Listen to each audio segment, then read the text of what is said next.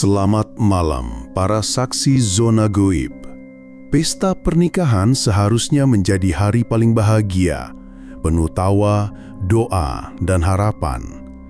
Tapi, bagaimana jika di tengah keramaian itu hadir seorang tamu yang tidak pernah diundang?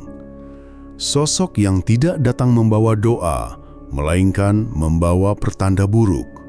Malam ini, kita akan terbang ke Bone, Sulawesi Selatan untuk menjadi saksi sebuah hajatan megah yang berubah menjadi panggung teror. Kisah ini diceritakan dari lensa seorang fotografer pernikahan yang tanpa sengaja mengabadikan kehadiran tamu yang seharusnya tidak ada. Siapakah dia dan apa yang ia inginkan? Jangan matikan layar Anda, karena tamu ini mungkin sedang memperhatikan Anda juga. Rahmat merasakan butiran keringat menetes dari pelipisnya, membasahi kain ikat kepala khas Bugis, pasapu, yang ia kenakan.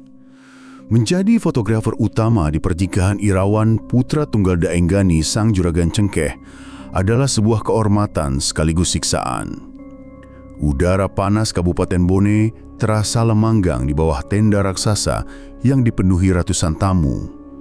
Suara musik elektron, gelak tawa, dan aroma masakan yang kaya rempah menciptakan sebuah kekacauan yang meriah.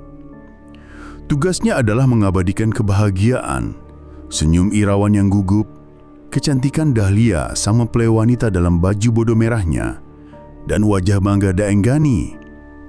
Selama berjam-jam kameranya hanya menangkap itu, kebahagiaan yang sempurna. Keanehan pertama datang bukan melalui matanya, melainkan melalui lensanya. Saat ia sedang mengambil foto kerumunan dari panggung, ia memutar lensa zoomnya untuk mencari momen-momen candid. Lensa itu berhenti pada sosok wanita yang berdiri di dekat tiang tenda. Wanita itu mengenakan baju bodo nila tua, warna yang begitu pekat hingga seolah menyerap cahaya di sekitarnya. Wajahnya tidak terlihat jelas, tertutup bayangan. Saat Rahmat menurunkan kameranya untuk melihat dengan mata telanjang, wanita itu sudah tidak ada. Ia mengernyit, mengira itu hanya trik cahaya. Ia melupakan kejadian itu hingga sore hari, saat acara adat Mapetu Ada, penentuan janji nikah secara final dilangsungkan. Rahmat sibuk memotret para tetua adat yang sedang berdiskusi serius. Setelah beberapa jepretan, ia memeriksa hasilnya di layar kecil kameranya. Ia membolak-balik foto dengan cepat dan jantungnya serasa mencelos. Di salah satu foto, di latar belakang, di belakang bahu Daenggani, wanita berbaju nila itu berdiri. Posisinya lebih dekat sekarang. Wajahnya masih samar, tapi kehadirannya di dalam foto itu terasa begitu solid dan nyata. Rahmat langsung mengangkat kepala, menatap titik di mana wanita itu seharusnya berdiri. Kosong. Hanya ada beberapa kerabat yang sedang berngobrol. Bulu kuduknya mulai meremang. Malam harinya saat kedua mempelai duduk bersanding di pelaminan megah untuk menerima ucapan selamat, Rahmat melihatnya lagi. Kali ini dengan mata kepalanya sendiri. Wanita itu ada di dalam barisan tamu yang mengantri untuk bersalaman, bergerak maju dengan perlahan. Anehnya, tidak ada seorang pun yang tampak berinteraksi dengannya. Orang-orang di depannya seolah secara naluriah bergeser sedikit memberinya jalan tanpa menoleh. Ia tidak mendorong, barisan itu hanya terbelah untuknya. Rahmat mengarahkan kameranya, menahan nafas. Wanita itu akhirnya tiba di depan pelaminan. Ia tidak menyalami Irawan. Matanya hanya tertuju pada Dahlia. Ia tidak mengucapkan sepatah kata pun. Dengan gerakan yang sangat lembut, ia mengulurkan tangannya yang pucat dan menyentuh punggung tangan Dahlia yang sedang terkatup. Hanya sebuah sentuhan singkat. Rahmat melalui lensanya melihat dengan jelas bagaimana wajah Dahlia yang tadinya berseri-seri langsung berubah. Sebuah ekspresi kaget, bingung, dan dingin melintasi di wajahnya. Sang mempelai wanita itu sedikit gemetar, seolah baru saja disentuh oleh bolok es. Wanita berbaju nila itu kemudian tersenyum. Sebuah senyuman yang ganjil. Bukan senyum bahagia, melainkan senyum sedih yang penuh dengan pasrahan. Lalu ia berbalik dan dengan mudahnya melebur ke dalam kerumunan tamu, lenyap secepat ia muncul. "Kau tidak apa-apa?" bisik Irawan pada istrinya, melihat wajah pucat Dahlia. "Tidak apa-apa," jawab Dahlia pelan, suaranya sedikit bergetar. Ia menatap tangannya sendiri. "Hanya saja, tanganmu dingin sekali, Dek." Rahmat menurunkan kameranya, jantungnya berdebar kencang. Ia merasa baru saja menyaksikan sesuatu yang sangat pribadi dan terlarang. Dengan tangan gemetar, ia menekan tombol preview dan memperbesar foto yang baru saja ia ambil. Momen saat tangan pucat itu menyentuh tangan sang mempelai. Gambarnya tajam dan jelas. Wajah wanita berbaju nila itu akhirnya tertangkap dengan sempurna. Ia cantik dengan kecantikan kuno, tapi wajahnya pucat pasi seperti mayat. Dan bagian terburuknya adalah, di dalam foto itu, matanya yang kelam tidak menatap Dahlia. Matanya menatap lurus ke depan, lurus ke arah lensa, lurus ke arah Rahmat. Rahmat merasakan dingin menjalari tulang punggungnya, dingin yang sama sekali tidak ada hubungannya dengan cuaca. Tatapan wanita di dalam foto itu terasa hidup, seolah menembus layar LCD kecil kameranya dan menusuk langsung ke jiwanya. Ia cepat-cepat menekan tombol lain, menyembunyikan gambar mengerikan itu, seolah takut jika wanita itu bisa keluar dari sana. Ia melirik ke sekeliling, ke kerumunan tamu yang masih riuh. Tidak ada yang aneh, pesta terus berjalan. Hanya dia yang merasa dunianya baru saja miring beberapa derajat. Ia mencoba untuk kembali bekerja, memaksakan diri fokus pada tugasnya. Tapi kini setiap sudut keramaian terasa mengancam. Setiap bayangan di sudut tenda tampak seperti siluet wanita berbaju nila. Setiap kali ia mengangkat kamera, ada ketakutan kecil di hatinya. Takut jika wanita itu akan muncul lagi di dalam lensanya. Malam semakin larut. Sebagian besar tamu undangan sudah pulang, menyisakan keluarga inti dan teman-teman dekat yang masih asik bernyanyi dan menari di depan panggung. Rahmat merasa ini saat yang tepat untuk beristirahat. Ia menghampiri Daeng Gani yang sedang duduk santai sambil merokok. "Izin istirahat sebentar, Deng," kata Rahmat sopan. "Oh, silakan, Rahmat. Pasti capek sekali. Sudah makan? Ambil aja, jangan sungkan." Didorong oleh rasa penasaran yang mengalahkan rasa takutnya, Rahmat memberanikan diri bertanya. Maaf, Deng. Tadi saya lihat ada seorang ibu-ibu pakai baju nila tua menyalami pengantin. Apa itu salah satu kerabat jauh?" Daeng Gani mengerutkan kening. "Baju nila? Rasanya tidak ada. Keluarga dari pihak saya atau pihak Dahlia saya kenal semua wajahnya. Mungkin salah satu tamu dari rekan bisnis saya. Memang kenapa?"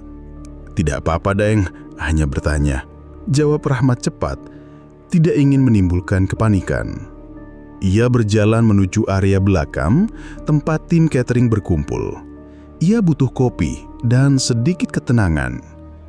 Saat ia sedang mengaduk kopinya, ia mendengar obrolan beberapa ibu-ibu dari tim masak. "Kasihan sekali si Dahlia. Cantik, baik, tapi nasibnya begitu." "Shh, jangan bicara keras-keras, timpal yang lain. Tidak baik dibicarakan di hari bahagianya." "Tapi dia datang kan?" bisik ibu pertama lagi, suaranya merendah. "Aku lihat sendiri tadi, berdiri di dekat tiang, hanya melihat saja." "Kau juga lihat?" tanya ibu kedua, terkejut. "Kukira hanya perasaanku saja." "Sama, pakai baju nila yang itu juga. Setiap kali ada gadis di kampung ini yang menikah, dia pasti datang." Rahmat menajamkan telinganya. Jantung Rahmat berdebar semakin kencang. Jadi, bukan hanya dia. "Maaf, Ibu-ibu, sela Rahmat mencoba terdengar sesantai mungkin. Dia itu siapa ya? Kedua ibu itu menatap Rahmat dengan curiga, lalu saling pandang. Ibu yang pertama akhirnya menjawab dengan suara pelan. Itu arwahnya Ima Posesu, Puang. Nama itu terdengar asing di telinga Rahmat. Ima Posesu? Dia gadis tercantik di kampung ini puluhan tahun lalu, lanjut si ibu. Dia dijodohkan dengan seorang pria yang tidak ia cintai. Tepat di malam sebelum pernikahannya, dia bunuh diri dengan menenggelamkan diri di sungai. Masih dengan memakai baju bodo warna nila yang seharusnya ia pakai untuk acara adat.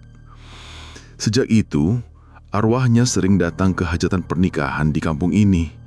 Bukan untuk mengganggu, hanya untuk menitipkan kesedihannya pada pengantin wanita. Keringat dingin kembali membasahi dahi Rahmat. Cerita itu terdengar seperti dongeng, tapi ia telah melihat bukti nyata melalui lensanya. Apa yang terjadi pada pengantin yang dititipi kesedihannya? Tanya Rahmat, suaranya hampir tidak terdengar. Ibu itu menggeleng pelan, wajahnya tampak sedih. Tidak ada yang tahu pasti. Tapi, kata orang tua dulu, rumah tangga pengantin itu tidak akan pernah bahagia. Selalu ada rasa hampa, rasa sedih yang tidak bisa dijelaskan, yang akan mengikuti mereka seumur hidup, seperti membawa beban kesedihan arwah Ima Posesu.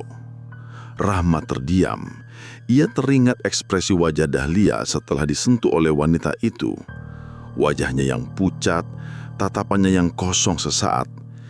Ia teringat bagaimana mempelai wanita itu mengeluh tangan suaminya terasa dingin. Padahal yang dingin bukanlah tangan Irawan.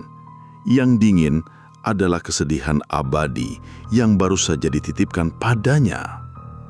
Tiba-tiba dari arah panggung terdengar jeritan panik. Musik elektron berhenti mendadak. Obrolan para ibu terhenti. Mereka semua menoleh ke sumber suara. Rahmat dengan firasat buruk langsung berlari menuju panggung. Di sana, di tengah lantai dasar, Dahlia sang mempelai wanita berdiri kaku. Wajahnya pucat pasi, matanya membelalak menatap suatu titik kosong di hadapannya. Ia tidak merespon panggilan Irawan yang menggunjang-gunjang bahunya. "Dahlia, sadar dik, kamu kenapa?" teriak Irawan panik. Dahlia tidak menjawab. Ia hanya mengangkat tangannya yang menggemetar, menunjuk ke arah sudut gelap di belakang panggung. Lalu, dengan suara yang bukan seperti suaranya, suara yang lirih, dingin dan penuh keputusasaan, ia berbisik, "Dia mau aku ikut dengannya ke sungai." Bisikan lirih Dahlia itu seperti petir di malam yang sunyi. Semua orang yang tersisa di hajatan itu membeku. Tawa dan musik yang beberapa saat lalu masih menggema kini lenyap, digantikan oleh keheningan yang tebal dan menakutkan. Irawan menatap istrinya dengan ngeri, sementara Daenggani bergegas naik ke panggung. Wajahnya yang biasanya tenang kini dipenuhi kepanikan. "Apa maksudmu, nak? Siapa yang mau kau ikut?" tanya Daenggani, suaranya bergetar. Dahlia tidak menjawab. Matanya masih terpaku pada sudut gelap di belakang panggung. Air mata mulai mengalir di pipinya, tapi wajahnya tetap kaku tanpa ekspresi. "Dingin, di sini sangat dingin," bisiknya lagi. Rahmat berdiri di antara kerumunan kecil yang terbentuk. Kameranya menggantung tak berdaya di lehernya. Ia tidak berani mengangkatnya. Ia takut dengan apa yang mungkin akan ia lihat melalui lensa. Ia bisa merasakan kehadiran itu. Udara di sekitar panggung terasa lebih berat dan lebih dingin, membawa aroma samar tanah basah dan bunga Kamboja yang layu. Beberapa wanita tua mulai melantunkan doa-doa dengan suara gemetar. Seorang pria berlari memanggil tetua adat atau orang pintar yang mungkin bisa menolong. Situasi yang tadinya meriah, kini berubah menjadi seperti suasana di rumah duka. Tiba-tiba, Dahlia mulai berjalan. Gerakannya kaku seperti boneka kayu. Langkahnya diseret. Ia berjalan lurus menuju sudut gelap yang terus ditatapnya. Irawan dan Daenggani mencoba menahannya, memegangi lengannya. "Dahlia, sadar, ini aku, suamimu," seru Irawan, suaranya putus asa. Tapi kekuatan Dahlia terasa tidak wajar. Tubuhnya yang ramping terasa begitu berat dan kuat. Ia terus menyeret kedua pria itu bersamanya. Dia menunggu. Aku tidak boleh membuatnya menunggu, racaunya. Rahmat didorong oleh sisa-sisa profesionalisme dan adrenalin, memaksa dirinya mengangkat kamera. Ia harus mendokumentasikan ini. Ia mengarahkan lensanya ke sudut gelap yang menjadi tujuan Dahlia. Awalnya ia tidak melihat apa-apa, hanya bayangan dari sound system dan dekorasi. Tapi saat ia memutar fokusnya, jantungnya serasa diremas.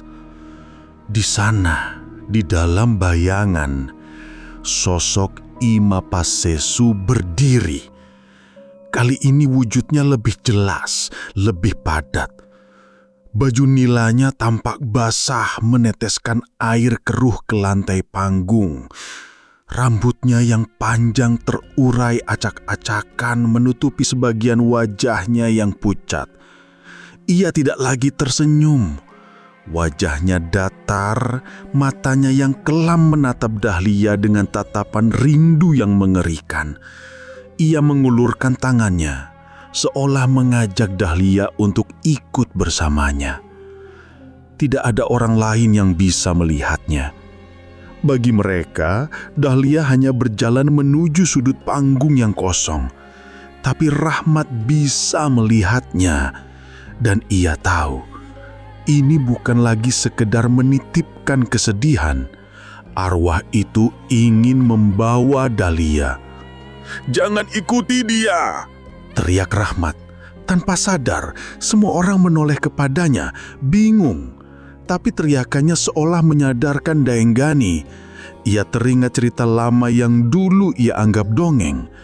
"Ima Pasesu, pergilah, jangan ganggu menantuku," raung Daenggani, suaranya bercampur antara marah dan takut. "Pestanya sudah selesai, kebahagiaanmu bukan di sini." Sosok di sudut itu tidak bergeming. Tangannya tetap terulur. Dahlia semakin dekat. Saat itulah, seorang kakek tua putih dengan kopiah putih tiba, terengah-engah. Dia adalah Pak Kiai, pemuka agama di desa itu. Tanpa banyak bicara, langsung mendekati Dahlia dan mulai melantunkan ayat-ayat suci dengan suara yang keras dan mantap. Begitu suara ayat suci menggema, sosok Ima Pasesu kampak terusik. Wujudnya mulai bergetar dan memudar. Dahlia yang hampir mencapai sudut itu tiba-tiba menjerit melengking. Suara jeritan penderitaan yang luar biasa. Ia memegangi kepalanya, seolah ada pertarungan hebat yang terjadi di dalam dirinya. "Panas, pergi, sakit," jerit Dahlia. Pak Kiai terus berdoa, suaranya semakin keras. Memegang bahu Dahlia, menyalurkan ketenangan. Sosok Ima Pasesu di sudut itu mengeluarkan suara desisan seperti ular, penuh amarah dan kekecewaan. Wujudnya semakin transparan, dan dengan satu embusan angin dingin yang memadamkan beberapa lampu dekorasi, ia pun lenyap. Begitu arwah itu pergi, Dahlia langsung lemas dan jatuh pingsan di pelukan Irawan. Suasana menjadi hening sejenak, hanya menyisakan suara napas yang terengah-engah dan lantunan doa Pak Kiai yang mulai melembut. Rahmat menurunkan kameranya, tangannya gemetar hebat. Ia memeriksa foto terakhir yang ia ambil. Gambarnya buram karena tangannya bergetar, tapi sosok Ima Pasesu yang sedang mengulurkan tangan ke arah Dahlia masih tertangkap di sana. Sebuah bukti nyata dari teror yang baru saja terjadi. Mereka membawa Dahlia masuk ke dalam kamar pengantin untuk beristirahat. Kepanikan mereda, digantikan oleh kelegaan yang canggung. Semua orang yang tersisa setuju untuk tidak membicarakan kejadian ini lebih jauh. Mereka mencoba meyakinkan diri bahwa Dahlia hanya kelelahan. Tapi Rahmat tahu yang sebenarnya. Dan ia punya firasat buruk. Ini belum berakhir. Arwah yang terusir dengan cara seperti itu tidak akan pergi dengan tenang. Ia hanya menunggu kesempatan lain.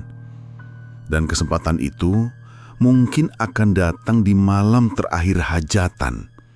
Malam yang paling sunyi dan paling rentan. Hari ketiga, hari terakhir hajatan, terasa aneh. Langit di atas desa seolah ikut berduka. Tertutup awan kelabu yang tebal sejak pagi.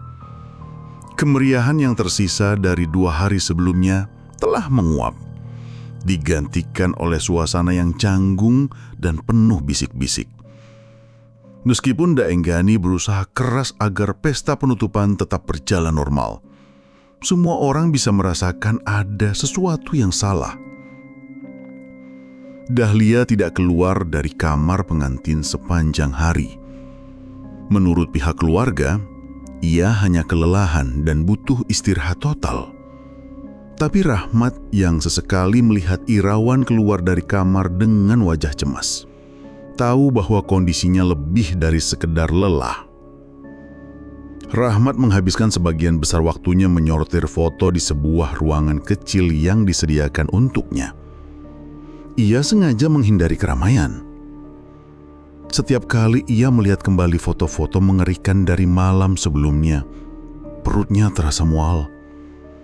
Ia menyimpan file-file itu di folder terpisah, folder yang ia beri nama "Jangan Dibuka". Ia tahu foto-foto itu tidak akan pernah bisa ia serahkan pada kliennya. Itu adalah bukti rahasia kelam hajatan ini. Menjelang malam, para tamu yang datang semakin sedikit. Musik elektron masih bermain, tapi lagunya terdengar sendu. Suasana lebih mirip selamatan daripada pesta. Pak Kiai masih berada di rumah itu, duduk di ruang tengah sambil terus berzikir dengan tasbih di tangannya. Kehadirannya memberikan sedikit rasa tenang, namun juga menjadi penanda bahwa bahaya belum sepenuhnya pergi. Rahmat memutuskan untuk menyelesaikan tugas terakhirnya, mengambil beberapa foto suasana malam penutupan. Ia berjalan mengelilingi area hajatan yang mulai lengang. Saat ia melewati bagian belakang rumah dekat dengan dapur, ia mendengar suara tangisan tertahan. Itu adalah ibu dari Dahlia yang sedang duduk sendirian di bangku bambu, memeluk sehelai kain. Rahmat ragu-ragu untuk mendekat, tapi wanita itu melihatnya. "Nak Rahmat," panggilnya dengan suara serat. Rahmat pun mendekat dengan sopan. "Ibu tidak apa-apa?" Wanita itu menggeleng pelan, air matanya kembali mengalir. "Anakku, Dahlia, dia tidak mau bicara, matanya hanya menatap kosong ke langit-langit. Sesekali dia berbisik, 'Dia datang lagi, Bu. Dia menunggu di jendela.'" Jantung Rahmat terasa dingin. Arwah itu tidak pergi. Ia hanya mengubah taktiknya, meneror Dahlia secara personal di dalam kamarnya. "Sejak disentuh oleh arwah itu, anakku seperti kehilangan semangatnya. Ini semua salahku. Seharusnya aku tidak memaksanya memakai kalung ini." Wanita itu membuka telapak tangannya. Di sana terletak sebuah kalung perak sederhana dengan liontin berbentuk bunga melati. Kalung itu tampak tua. "Ini kalung turun-temurun di keluarga kami," jelasnya. Kata nenekku, ini adalah penolak bala. Tapi sepertinya untuk arwah Ima Pasesu, kalung ini justru seperti undangan. Mereka bilang dulu Ima Pasesu sangat menginginkan kalung ini, tapi tidak pernah bisa memilikinya. Sebuah kepingan puzzle baru terungkap. Arwah itu tidak datang secara acak. Ia datang karena tertarik pada sesuatu yang dikenakan Dahlia. Sebuah benda yang membangkitkan kembali rasa iri dan keputusasaan dari masa lalunya. Tiba-tiba, dari dalam rumah terdengar suara pecahan kaca yang keras, diikuti oleh jeritan Irawan. "Dahlia!" Rahmat dan Ibu Dahlia langsung berlari masuk. Jantung mereka berdebar kencang. Mereka menyerbu ke kamar pengantin. Pemandangan di dalamnya sungguh mengerikan. Jendela kamar pecah berantakan. Irawan sedang berusaha menarik Dahlia yang sudah setengah badan keluar dari jendela itu. Dahlia meronta-ronta dengan kekuatan yang tidak masuk akal. Matanya putih total. Tidak ada pupil yang terlihat. "Lepaskan aku harus pergi bersamanya," raung Dahlia dengan suara ganda, suara wanita, dan suara dingin yang lain bercampur menjadi satu. Di luar jendela, di tengah kegelapan malam, Rahmat bisa melihatnya dengan jelas. Sosok Ima Pasesu melayang di udara. Wajahnya kini penuh kemenangan. Tangannya yang pucat sudah menggenggam erat tangan Dahlia, menariknya keluar.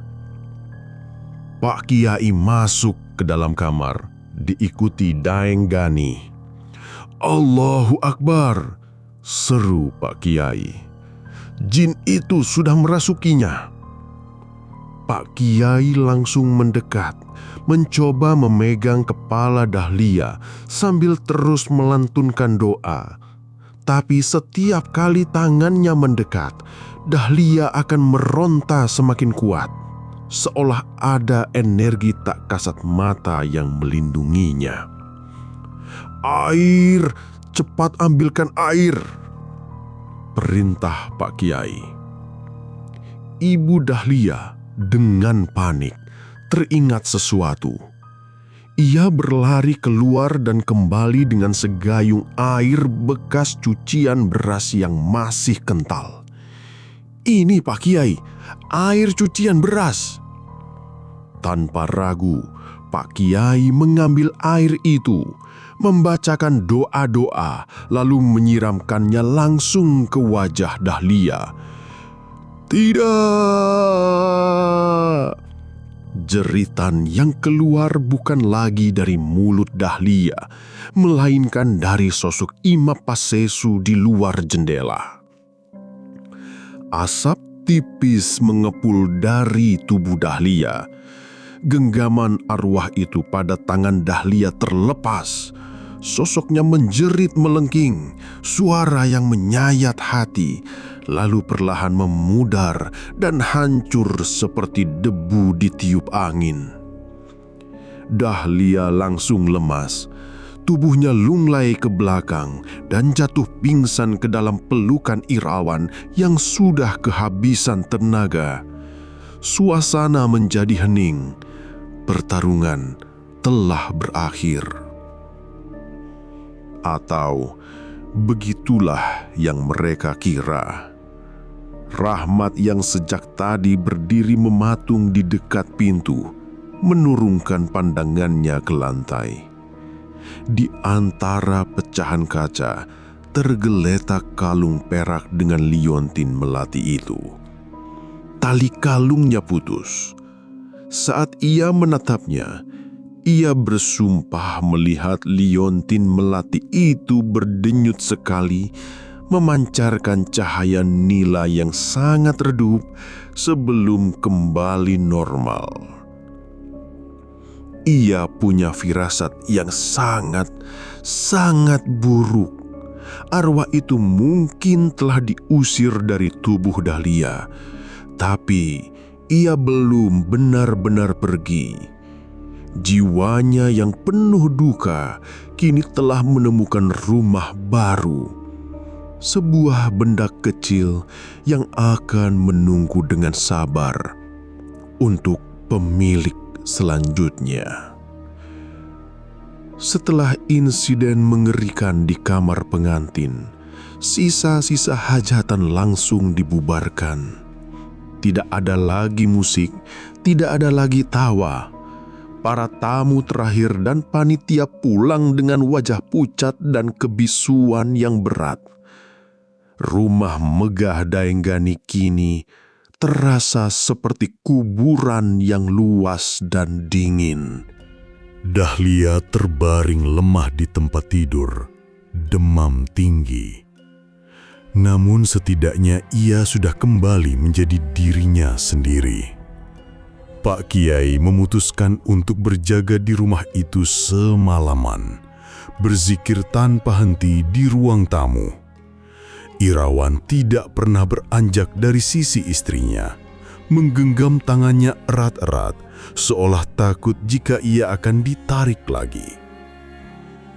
Rahmat seharusnya sudah berkemas dan kembali ke kota. Pekerjaannya sudah selesai, tapi ia tidak bisa pergi. Ada sesuatu yang menahannya, sebuah rasa tanggung jawab yang aneh, karena ia adalah satu-satunya saksi yang memiliki bukti visual dari semua kejadian ini. Dan juga ada rasa penasaran yang mengerikan tentang kalung itu. Ia melihat Ibu Dahlia memungut kalung perak yang puts itu dari lantai dengan tangan gemetar.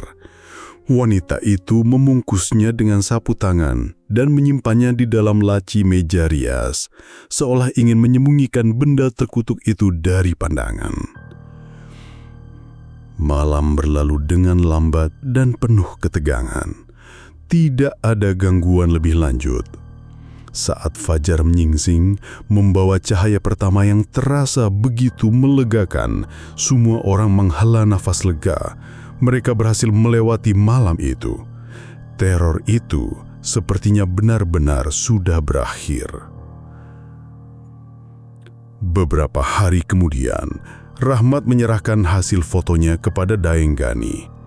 Tentu saja, ia telah menghapus semua file dari folder "Jangan dibuka". Ia hanya memberikan foto-foto kebahagiaan, senyum dan tawa. Sebuah ilusi dari hajatan yang sempurna. Daenggani memberinya bonus yang sangat besar. "Ini untuk tutup mulut, Rahmat," kata pria itu dengan suara lelah. "Anggap saja semua yang terjadi beberapa malam lalu tidak pernah ada. Itu hanya ujian bagi keluarga kami."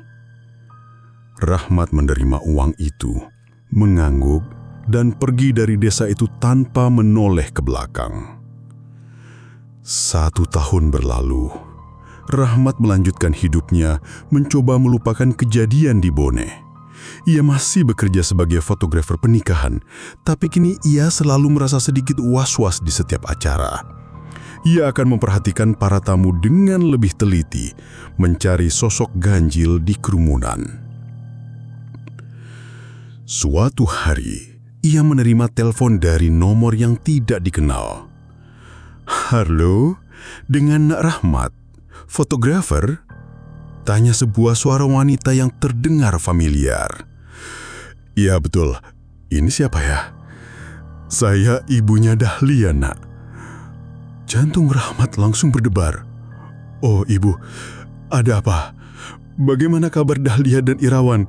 tanyanya, mencoba terdengar santai. Hening sejenak di seberang telepon, lalu terdengar isak tangis yang pilu. Dahlia sudah tidak ada, Nak." dunia Rahmat seakan berhenti berputar. Apa? Maksud ibu meninggal? Iya, Ishak sang ibu. Sebulan yang lalu, dokter bilang gagal jantung, tapi kami tahu itu bukan penyebabnya. Sejak malam itu, ia tidak pernah benar-benar pulih.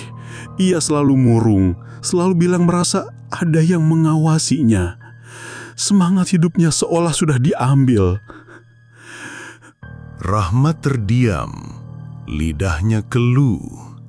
Arwah itu tidak berhasil membawa raga Dahlia, tapi ia berhasil membawa jiwanya, sedikit demi sedikit hingga habis tak bersisa. Saya telepon Rahmat bukan untuk itu.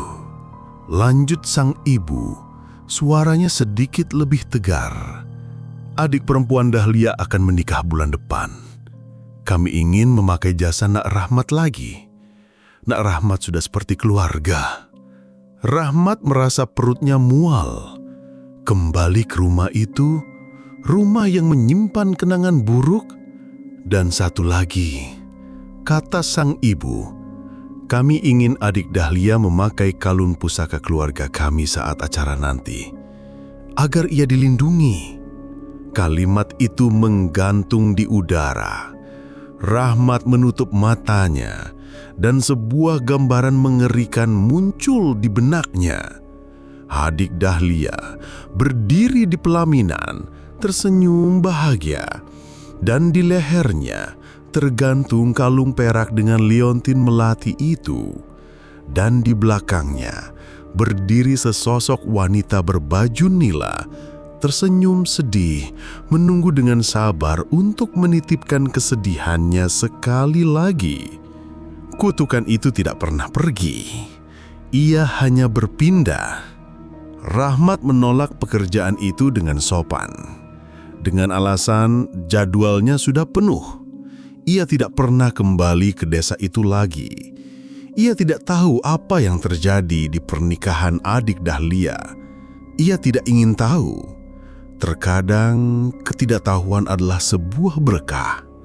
Kisah ini mengingatkan kita bahwa benda-benda pusaka tidak selalu membawa berkah. Beberapa di antaranya mungkin menyimpan gema dari tragedi masa lalu. Sebuah kesedihan yang begitu pekat hingga menjadi entitas tersendiri yang terus mencari inang baru untuk berbagi penderitaannya. Jadi, jika suatu saat kalian berada di sebuah hajatan dan melihat ada tamu yang tampak tidak pada tempatnya, jangan diajak bicara, jangan ditatap, berdoalah. Semoga ia tidak datang untuk Anda. Sampai jumpa di episode Zona Gaib selanjutnya. Dimanapun ada keramaian, di situ mungkin ada kesepian yang mengintai.